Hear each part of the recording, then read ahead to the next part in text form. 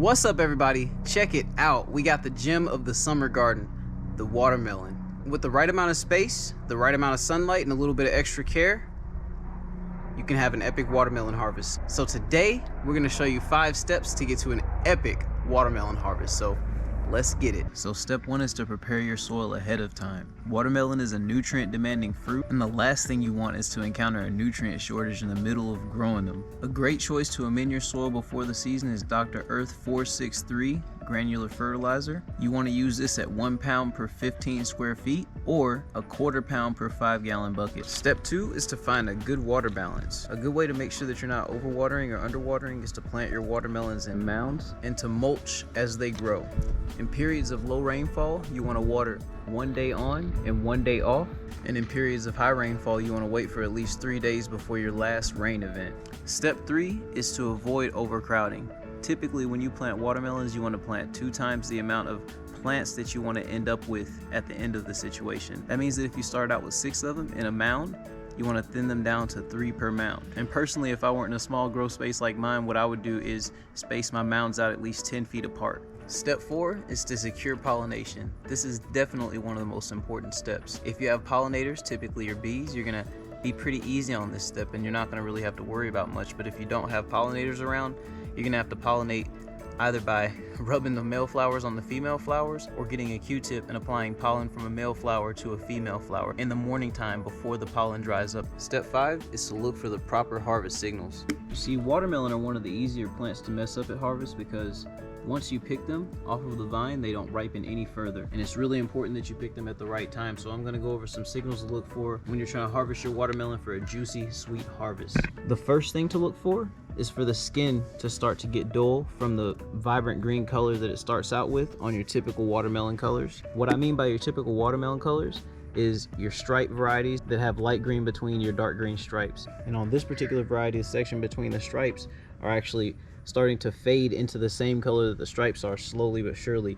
So that's a telltale signal. Other signals to look out for this tendril right here to be brown and curled up, but I find that not to be consistent among every watermelon, because if you look here on this watermelon that's clearly not ready, the tendril's dried up, but the spoon itself right here is not dried up.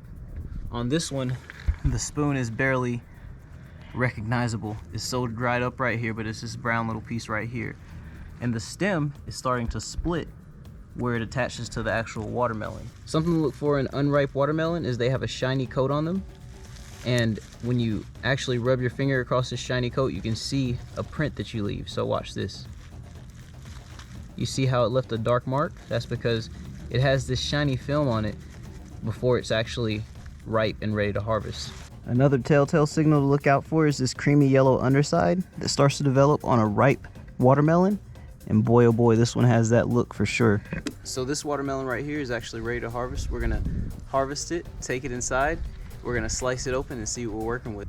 All right, y'all, now that we've gone through 5 steps to get to an epic watermelon harvest, we're gonna harvest this one, take it in the house, and show y'all what we see on the inside. So let's get it.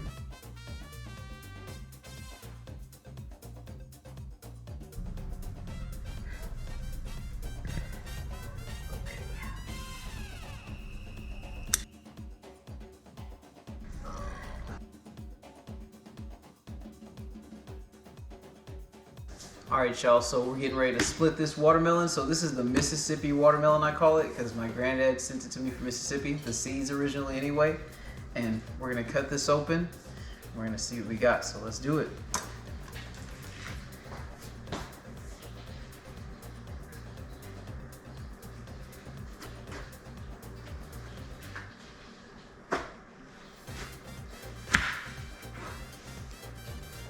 Looks red, looks red. Oh, it smells so good. Oh my gosh. It's perfect. Look at that. Look at that. Look at that. We got lift off. Nice. Okay. Can we eat it? Yeah, so we're gonna taste it. So we didn't cut it even on purpose, so I can cut a nice chunk off for us to kind of taste test. So I'm gonna cut this whole chunk off and see. We were actually starting to get into the overripe spot right here. So we were really good to go. So let's chop this right here. We're gonna chop this whole little section off right here. Just like this. Chop that whole section off for our enjoyment. See, that's nice and ripe right there. Oh yeah. We got plenty of beautiful seeds too. Oh my gosh, like, oh my gosh. Are you gonna take a bite out of that? Should I? Should I? Yeah, I should. All right, look. Oh my gosh. Oh my gosh. Best ever. Best ever. You wanna try it, baby? Yes. So baby's gonna take a bite. All right, here we go. Mmm. This is delicious. Oh, I only got one bite, but Thank look you. at her. All right, y'all, so that's 5 ways to get to an epic watermelon harvest. I hope y'all had a good time with me today. That's FarmerQ, out.